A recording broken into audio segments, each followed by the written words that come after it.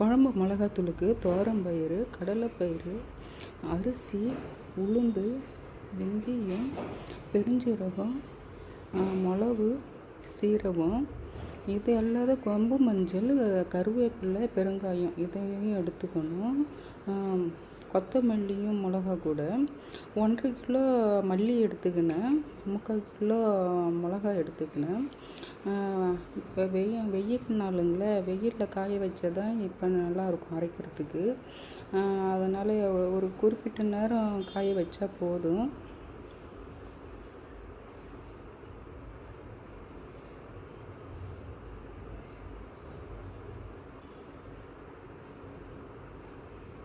பாருங்கள், கொம்பு மஞ்சள், கருவேப்பிலையும் போட்டுக்கணும் இது கூட.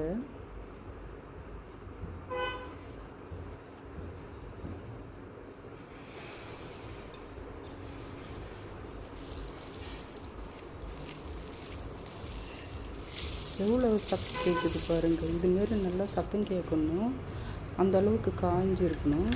இது நான் கட்டி பெருங்காயத்தை எண்ணெயில் பொரித்து எடுத்துன்னு வந்துட்டேன்.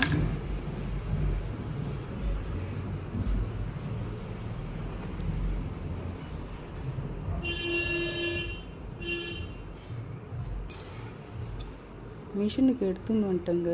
எனக்கு முன்னாடியே 2-3 டப்பா இருந்ததுங்களா, அதனால் வெயிட் பண்ணி அரைக்க வேண்டியதாக போயிடுச்சு.